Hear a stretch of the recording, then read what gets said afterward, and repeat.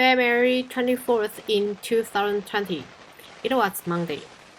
Did you notice that people were gathering in alleys, playing gongs and drums with excitement, trying to get ready for something big deal? That was the day Tou-Ya in Taiwanese folk festivals, the second day of February on lunar calendar. Tou-Ya means the first time to celebrate for Ya in a year. It was written in some ancient books about praying to the earth god on the second day of lunar February. Every village praying to the earth with various offerings. It's called getting blessings.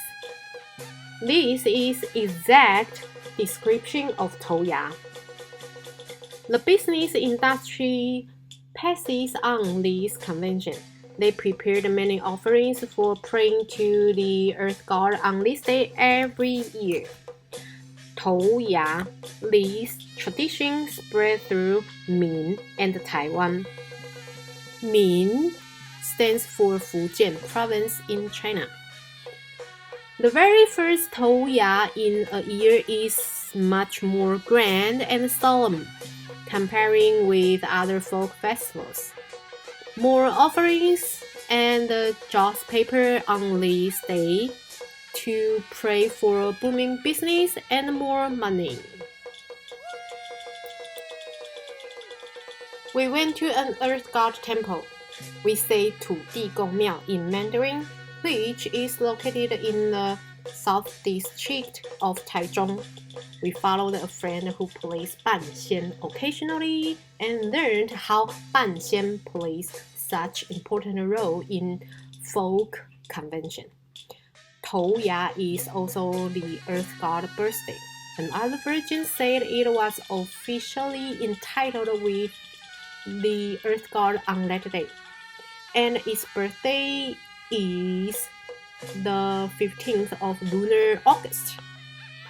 No matter what date its birthday is, people value this day very much, especially business people, because they think the earth god is one of wealth god. The reason to be one of wealth god is former citizens relied on land greatly. If you want a bumper harvest, you need a land rich of fertilization. With time passing by, this custom extended to business industry. Businessmen believe the earth god can bless them with more wealth and flourishing business. It might be relevant with the concept which we've talked in history episode. Take rules down on where you arrive and live. A traditional thought in Chinese culture, while a bunch of Chinese moving to this island. We made an appointment at 8:30 in the morning. We saw the stage and the puppies were all set when we got there. Actually, lots of temples will hire a theatrical company for celebration on this significant day. So, theatrical companies would like to set a stage before performing day and act around whoever could support playing. According to our friend, the temple hired them privately without permission from the temple's committee. The purpose of playing Ban Xian is for saying the thank to believers who donate money to the temple. And our friend's job is doing the roll call, saying blessing phrases from God, and then performing Ban Xian for the temple. There were 3 sessions of Ban Xian on that day, one in the morning, one in the afternoon, and one in the evening. Believers came to the temple continuously. It was just a few minutes to 9 in the morning. The tables were full of all kinds of offerings. The only thing Ban Xian player could do at this moment was waiting. He must wait until the temple committee finished the group praying, or he couldn't start to perform Ban Xian. Meanwhile, he needed to gulp breakfast and swill coffee in a short time and take a glance at all the thank lists to look over if there are any Chinese characters with unknown pronunciation. He must consult with temple staffs before Ban Xian started. It's not enough to pronounce in Mandarin. You need to make the announcement in Taiwanese. There were 8 puppies for Ban Xian today. Sometimes there will be 10 with different places.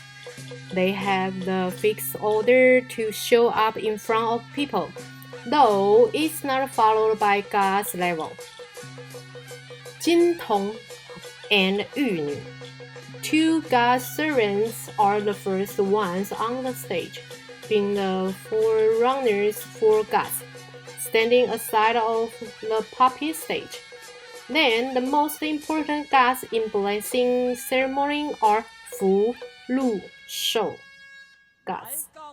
They stand for wealth, reputation, and long life. They are the most important blessing for believers. According to the sequence, the first coming on stage is Fu Xian. People also call it Da Xian. Wearing yellow coat and coronation hat, holding a sword in hand. He has a bunch of thick beard which reaches his waist.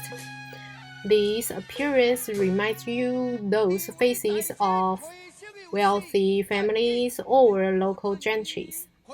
Lu Xian is the second one coming up on stage, also named Xian, and means second one. A ponytail on the top of his head, wearing a blue coat. He is in charge of reputation and success. He holds a magic stick in hand, also has long thick beard and big round black eyes. He looks a bit more solemn than Fu Xian. Shou Xian, people call it San Xian as well. Surely comes right after Xian, because San means the third one. His white coat is full of shining sequins. His bald head is such round and gleaming. He holds a magic stick too, but he is the only one with gray long beard. This is the typical looking of long life.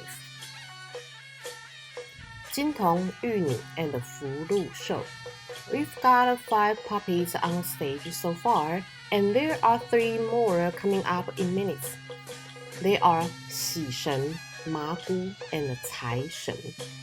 Xi Shen, as its name implies happiness and luck, easy to be distinguished. Yes, the one wears a bright red hat and a pink coat. Ma Gu is the only goddess in the set today. She charges the blessing for long life, particularly for women. The last one coming on stage is Cai Shen, and it has the most outgoing personality amongst all the gods we see today.